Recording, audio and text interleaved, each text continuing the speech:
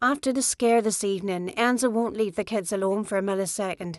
He spends 2 hours playing baseball in the backyard with Nico, and he even convinces Ida to play the catcher. By bedtime, both of them are worn out, but Enzo seems to have tons of energy as he strips off his t-shirt and work pants. "Did you check your blood pressure tonight?" he asks me. You know what? I ain't getting super sick of him fretting over my blood pressure. Yes, I lie. I checked it this morning. After all the excitement this evening, I don't even want to know what it is now. I got the full workup my doctor recommended, and everything was negative. I'm just unlucky. Defective. "Did you try meditating?" he asked me. He looked up a bunch of relaxation techniques that are supposed to lower blood pressure, and then he printed out a bunch of articles. Meditation topped the list, so he bought me a book about it, which is now collecting dust on one of our bookcases. "Did you try meditation?" I shoot back. "It's so boring." He laughs. "Okay, so we do together? Maybe some other time." "Okay, how about massage?" I laugh at the way he wags his eyebrows.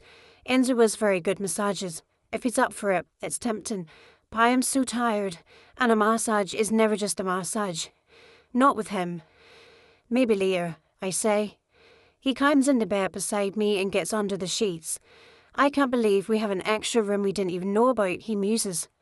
"That's not an extra room, that is a hazard. Maybe it's not safe right now, no." He says, "By bet with a little work we could make it up to code." "We are not doing that, Enzo. Why not?"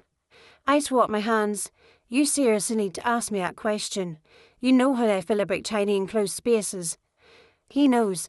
He knows everything I've been through in the past and how I've been locked in a place like that, which I could not escape.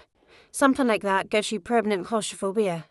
This would be a good idea for him to drop it, especially if he's worried about my blood pressure.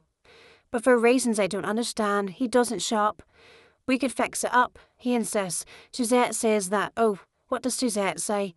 "Please tell me everything Suzette thinks." He presses his lips together. "You know she is a real estate agent. This is what she does. She is offering her expertise." "You know," I say, "maybe you would make more money if you spent more time working and less time in her yard." "I am only in her yard a little bit." "You're always there," I burst out, "in the middle of the night, no less." I hadn't yet confronted him about finding him in Suzette's yard at 10 at night, and there's no time like the present, especially when I'm already angry. He blinks at me. "I do not know what you're talking about.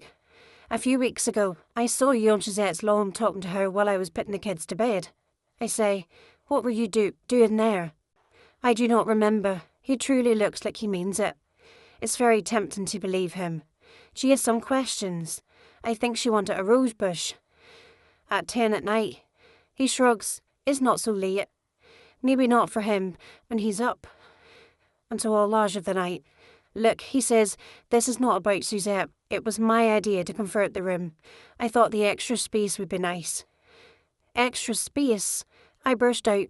"Enzo, the last place we lived was a 2-bedroom apartment in the Bronx. This place still feels like a palace to me. It's a lot smaller than Suzette and Jonathan's house." He frowns. "You do not want that extra room." "I never want to go inside that room again." I shudder at the thought of it. "And I thought you, of all people, knew me well enough that you wouldn't even ask. If you want to do something with that room, you can buy some new wallpaper and seal it up so that I never have to look at it again. Okay?" He opens his mouth as if to say something, but then he shuts it again. He does know me well enough to know I'm not going to budge in this. But at the same time, I can tell he still wants it. He wants to turn that tiny, terrible room into some sort of playhouse or office. "Okay," he says, "we discuss it later." Or never.